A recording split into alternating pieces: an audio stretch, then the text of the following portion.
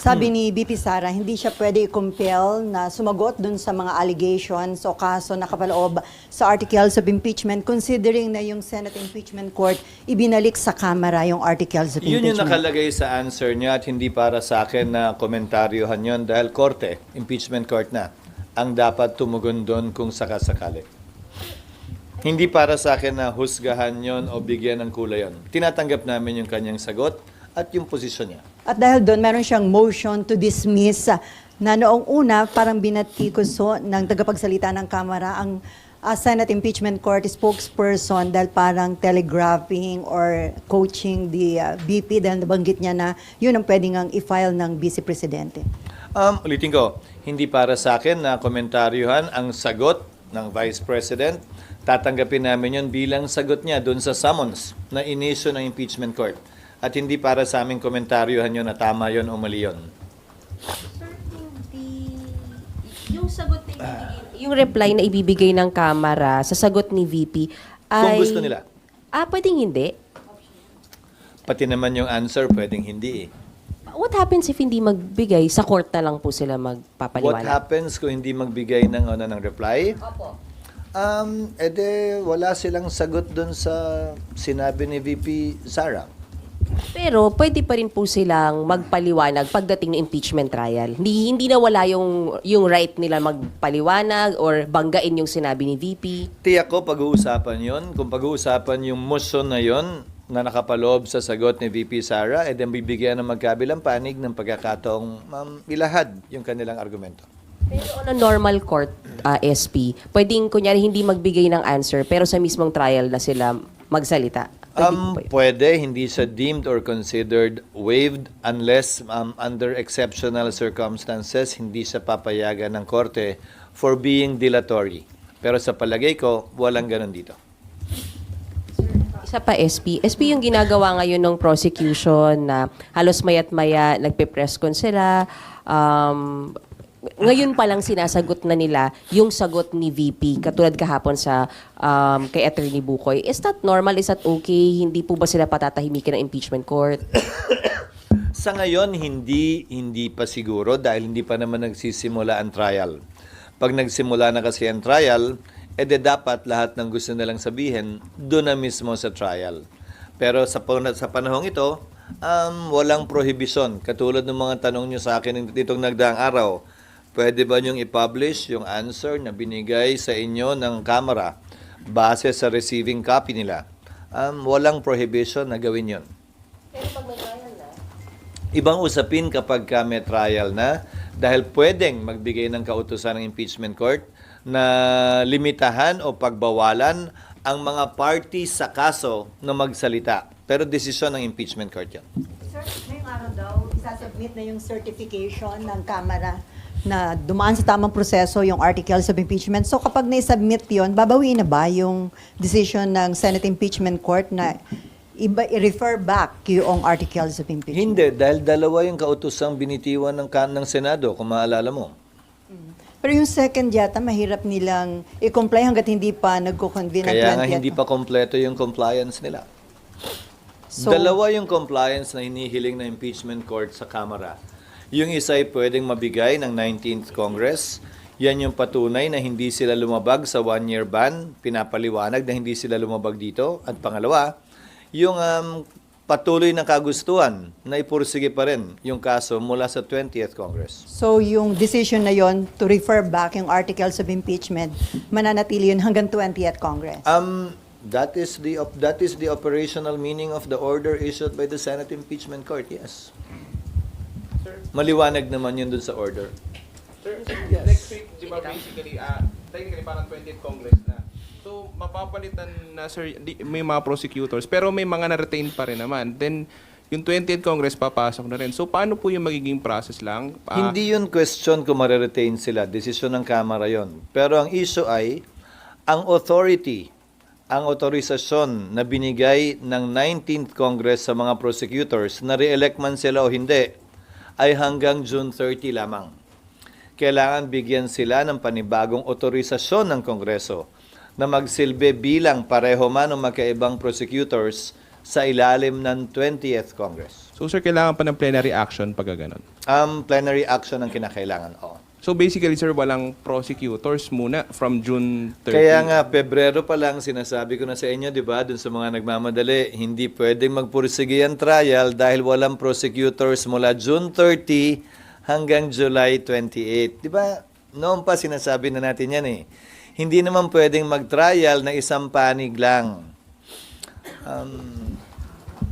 Sir, so given yun, sabi kasi ni Attorney Bukoy, yung spoke sa House, magre-request po sila after nila mag-file ng reply dun sa answer ni VP Sara, magre-request sila sa impeachment court na mag-set na ng pre-trial date at ng trial date. Pwede ba yun? Hindi. Kasi kahit yung authorization ni Attorney Bukoy ay hanggang June 30 lamang. Mag-expire at maglalapse din yon. Ahente lamang siya, spokesperson lamang siya ng prosecution panel. So yung prosecution panel na mag-a-appear, ano ba siya, spokesperson ba dito? Agent nga lang siya. Agent. Principal agent. No, spokesperson ba siya ng prosecution? O de sino yung nagbigay sa kanya ng kapangyarihan? Tapos na yung kapangyarihan ng prosecution team ng June 30 noon. So yung pre-trial at yung trial date sa 20th Congress na po. Sa 20th Congress din. Kasi paano mo nga isa-set yon nang walang prosecution? Kung mag-set kami, ulitin ko Pebrero pa lang, sinasabi ko na to sa inyo. Paano ka mag-set ng pre-trial na kailangan may magkabilang panig? Hindi naman pwedeng abogado lang ni VP Sara mag-attend doon. One-sided naman yon. Hindi na pre-trial talaga ang tawag doon. Oo, pero ang bumulaga sa amin doon, base sa, kaya nga, working calendar yon, di ba? Ang bumulaga sa amin doon, yung authority nga, kasi iba kami, iba ang Senado eh. Ako hanggang 2028 pa. Pero yung prosecutors, yung congressmen, hanggang June 30 lamang. Sir, also sabi po niya ni Bukoy, ni Attorney Bukoy, yung ombudsman daw po, yung investigation nila hindi dapat magtuloy dahil matapos dapat daw po muna yung impeachment trial. Hindi Tama ba para sa akin na komentaryohan yon. Hayaan na natin ang ombudsman na sumagot sa kanya. At tila yata hiwalay yung away na yon sa iba pang away na gustong pasukan ni Attorney Bukoy. Silang dalawa na lamang, yun siguro. Nympha. Sir, ginagamit kasing defense, based dun sa answer ng Vice President, ginagamit nilang defense yung pag-return ng impeachment court dun sa articles of impeachment. Ano ba talaga ang ginawa ng impeachment court? Kasi ang claim nila is the articles of impeachment was returned, so there's no charges against her to speak of. There are no charges against her. Argumento yan ang isang panig. Subalit, I refer you back to the order itself. Pakibasa na lang po yung order dahil nakalagay naman doon, hindi ba? Return without dismissing nor terminating the case. Hindi ba nakalagay yun doon? So, ang sagot siguro, yung nasa order na lang, ang pagdedebatihan yan, kung may issue, pagbobotohan yan, kung sakasakali pagdating ng trial. But I cannot, even if I am the Senate President, bilang tagapangulo ng Senado, hindi ko pwedeng dagdagan o bawasan pa yung pinagbotohang order ng Senado. So yun lang ang masasabi kong sagot dun sa ganung posisyon. Basta sir, hindi nawala sa Senate yung charges, hindi nawalan ito ng jurisdiction nang dahil doon sa pag-return ng articles of impeachment sa Hindi ko House. pa, yun ang nakalagay sa order. Hindi ko pwedeng dagdagan o bawasan yung ginawa o hindi ginawa ng impeachment court. Nakapaloob yun sa order mismo. Sir, yung compliance po na isasubmit supposedly ng House ngayon, who will decide if it's actually compliant dun sa hinihingi ng court? The impeachment court, when we resume, magre-resume yun kapag compliant na ang Kamara. So, sir, July 29, probably. July 29, thereafter. July 29 onwards. Kasi July 28 kami magre-resume, pero ceremonial yon para sa sona ng Pangulo. Magsisimula pa lang talaga makapagtrabaho ang Senado at Kamara ng July 29. Pero hindi kami pwede schedule agad hanggat una, wala pa yung prosecutors. Pangalawa, wala pa yung compliance in one shape or another.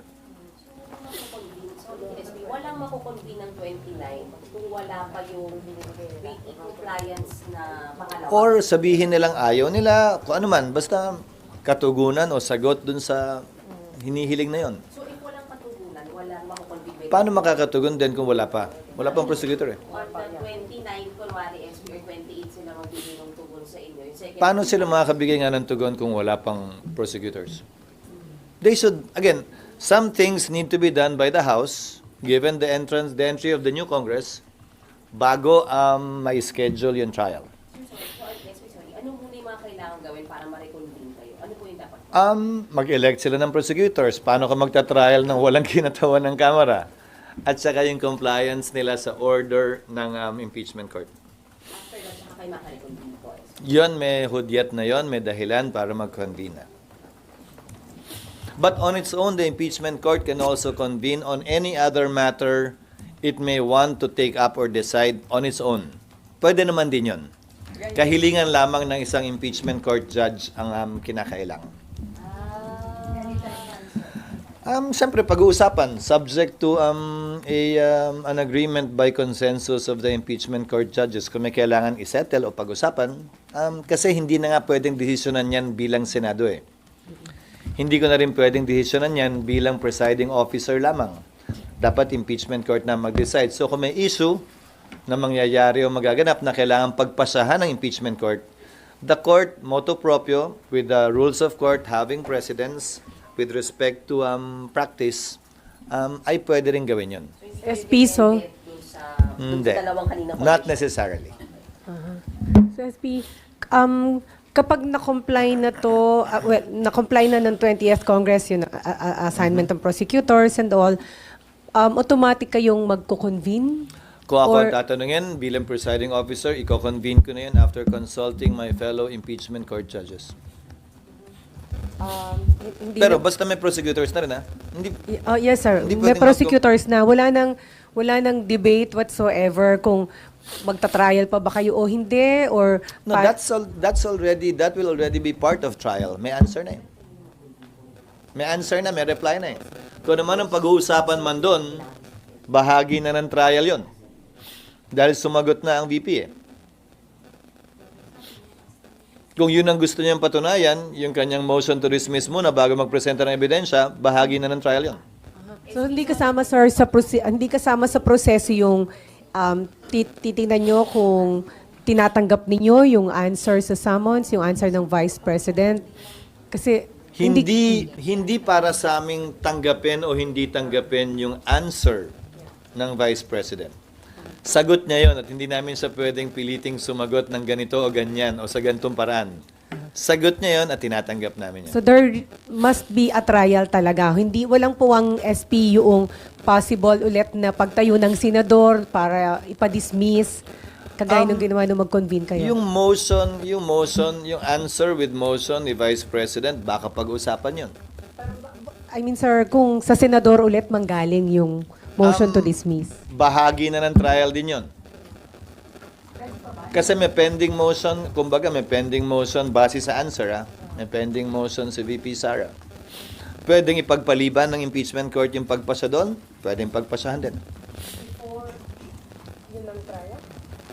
Trial na nga yun eh. Trial na lahat. Ano bang definition mo ng trial? I mean, sir, sorry. Ang trial ay hindi lamang naman presentasyon ng mga testigo. Ang trial kabilang yung mga pag-debate ng mga motion na gagawin ng magkabilang panig. Sorry, reform ko, SP. So, ibig sabihin, pwedeng pagkukonvene ninyo, pwede pa rin may tumayon para may motion to dismiss na senador, and then didesisyonan ninyo. Wala namang bawal ngang motion eh. Yun ang problema ko sa maraming nagsasabi ng kung ano-ano eh. Asan ba yung rule?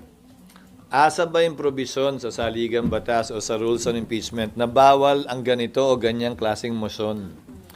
Hindi mo naman pwedeng pigilan eh. At dahil collegial body ang Senado bilang impeachment court, kapag may nag-motion at may nag-object, hindi ba, sa tagal nyo sa Senado, ano bang gagawin? Pagbobotohan. Sir, I'm sorry? Simple majority lang yun. Yes, always by simple majority. Ang hindi lamang required ng simple majority, 2/3 ang kailangan kapag pagbobotohan na to acquit or convict. But SP, yun pong answer po ni VP, pati po yung magiging answer ng PROSEC. Reply ng PROSEC. Yung reply ng PROSEC, mare-resolve or matatakel po ba siya ng impeachment court kapag ka-trial lang? Or paano po ba yung proseso? Hindi ko maintindihan yung tanong. Matatakel po yun during trial only. Pag nag-resume na yung court, that will not be tackled by the Senate sitting as a Senate. So nawala.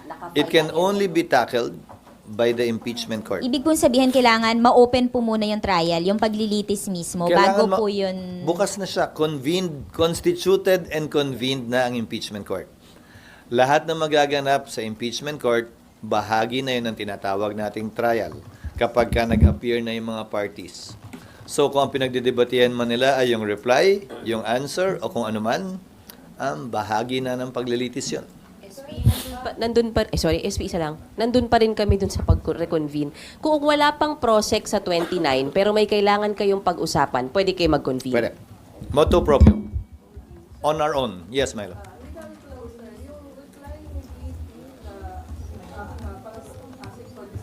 Walang reply si VP. Answer yung binigay ni VP. Answer ad cautelam. Hindi ko pa nababasa actually. Kayo lang yung nagtanong kanina eh. Na hindi ko pa nababasa yung answer dahil ng isang araw pa lamang yon. Kabibigay lang sa akin kanina. Mahigit 200 pages kasi kasama yung annex eh. Babasahin ko pa lang mamaya. I'm sorry? Kaya hindi ko pa nababasa. Kung meron man, the impeachment court will decide on that when we convene. Again, whether to decide on it or to set it aside for a later date. Pero automatic siya, sir, na you have to discuss it since may ganong request for dismissal. O kailangan may mag-motion. Someone has to bring it up. Binring up naman na sa answer eh. So I presume her lawyers will do that. Hindi para sa akin, Milo, na pagsabihan yung lawyer ko nung gagawin nila o hindi. O kung kailan nila gagawin. Nasa kanila yun. Now that the parties are there, now that the impeachment court has acquired jurisdiction over the person of the Vice President, the parties are now there to make their corresponding and respective motions based on the interest of their client or position. Yes. Sir, clarification lang po. Yung answer ad cautelam ni VP asserts that the fourth impeachment complaint should be dismissed. Paano ipaprocess po yun ng impeachment court? So pwedeng pagbotohan na kung dapat bang i-dismiss based on the answer ad cautelam? Posible yon, pero ayokong pangunahan ang impeachment court. Yan din yung parehong ni-raise ng Vice President sa Korte Suprema. Sa pagkakaunawa ko. Base again sa newspaper reports at hindi pa base sa answer mismo. Hindi ko pa kasi nababase. I think it's the same issue raised in the Supreme Court based on the one-year ban, one-year bar rule. So posible po, so kung pagbobotohan po, SP, simple majority lang. It can be dismissed by a simple Ulitin ko, simple majority ang kinakailangan sa lahat ng botohan, 2/3 ang kailangan to convict or acquit. But it begs the question, kung may simple majority ka to dismiss, for example, then imposible ka na maka 2/3. Hindi ba? Correct. It's simple math. Hindi, kung manalo nga yung anumang motion is by simple majority. Kung pagbobotohan man yun, clearly, walang 2/3 if ever. Di ba? Math would dictate that outcome.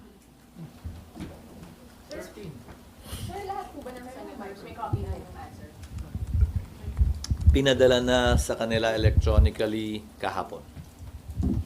Nanghingi lang ako ng hard copy dahil hindi ako makabasa ng electronic copy. Yung certification from House na receive ko na po today. Sa pagkakaalam ko, wala pa. Yes, ma'am. SP, pero pagka kunwari dumating na po yung reply ng House prosecutors, nandyan na muna yon. Sa July na natin i-expect yung pagrolyo na nito. Oo, kasi paano kami nga magta-trial nang wala yung kabilang panig? Alangan namang mag-attend lang yung mga abogado ni VP Sara. That would be clearly unfair. And I've been telling you this from day one, dahil nga late final na ng Kamara ito, aabutan at aabutan talaga ang June 30. I would have wanted to conduct pre-trial, but I was informed, as I said, na yung authority ng mga abogado on the prosecution side is only until June 30. We did not foresee that at that time. So right now, sir, wala namang issue or namang motion yung mga senator judge na dapat nyo i-address at the impeachment court? Wala. Wala. Sir, at as it is, settled na ba yung question na tatawid na talaga doon sa 20th Congress, the way it looks?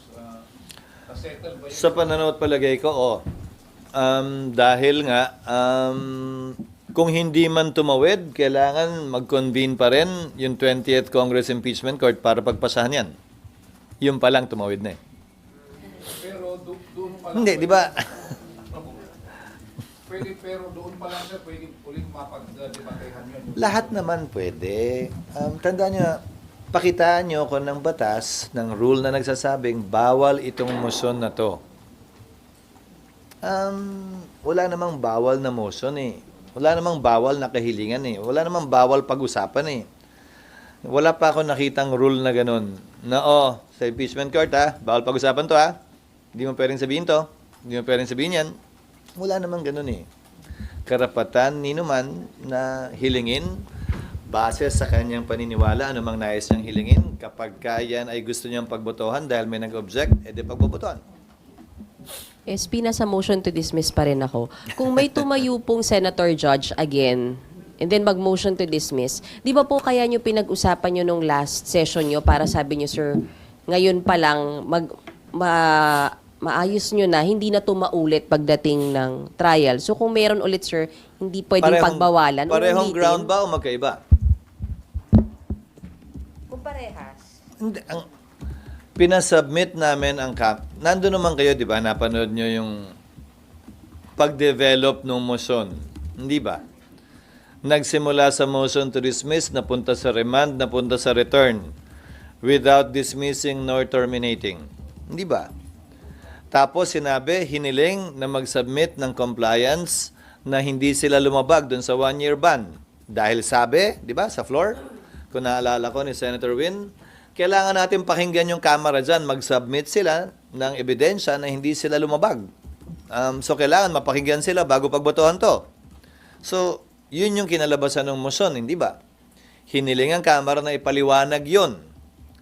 So, kung ang tanong mo sa akin ay ano mangyayari, hindi ko alam. Depende kung merong kontento at hindi kontento dun sa compliance ng Kamara. So pwede pa rin talagang i-discuss yung motion to dismiss, even if na-discuss nyo na Remand siya. yung pinag-uusapan na. Again, remand yung pinag-uusapan, hindi pinag-uusapan yung motion to dismiss. Hindi pinagbotohan yung motion to dismiss. So, yung premise mo, hindi pangalawang beses pag-uusapan yun kung sakasakali. Dahil pinagbitohan ay yung return or remand.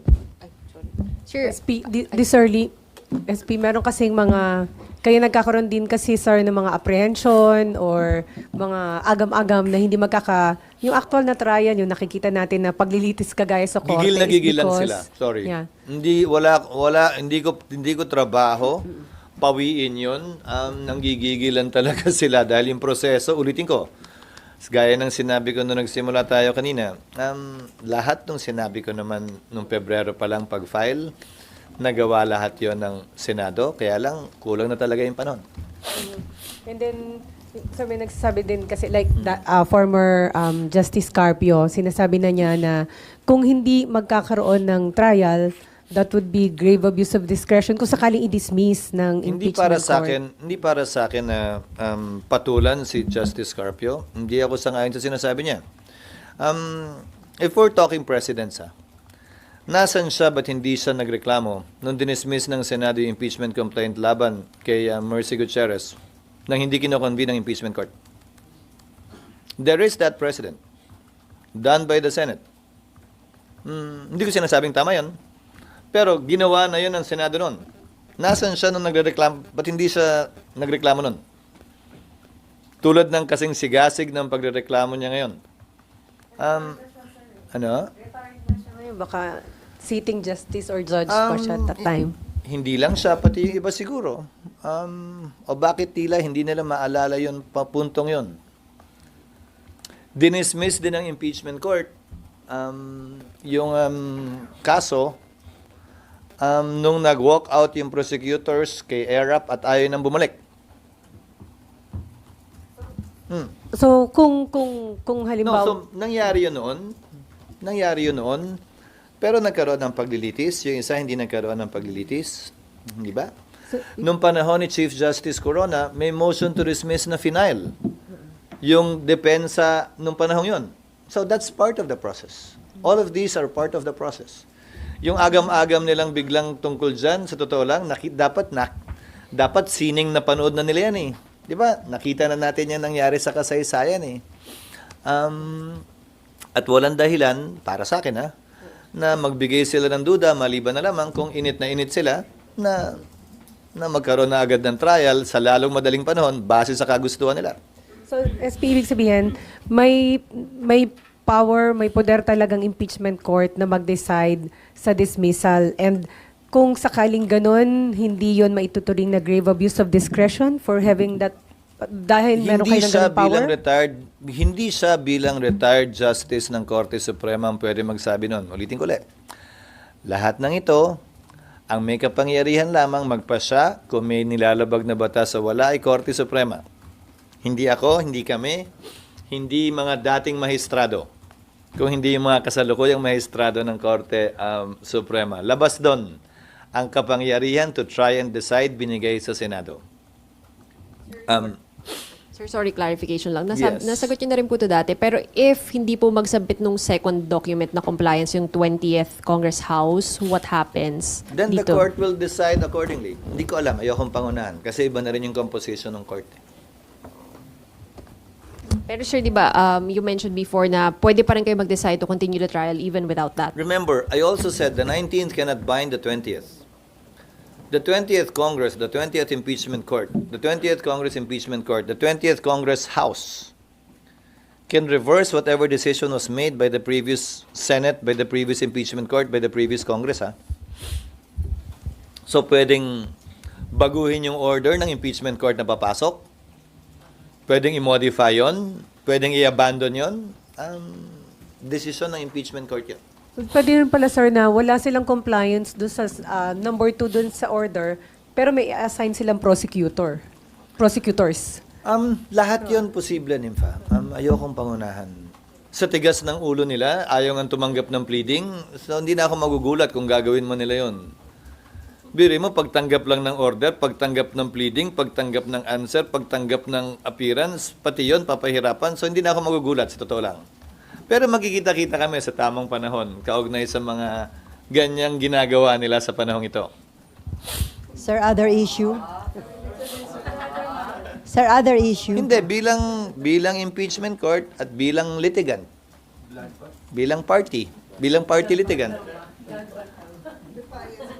Hindi naman, pero hindi ko maintindihan sila yung gigil na gawin to. Tapos, pagdating sa pagtanggap ng mga kopya para magpatuloy na, bakit pinapahirapan yung mga process servers?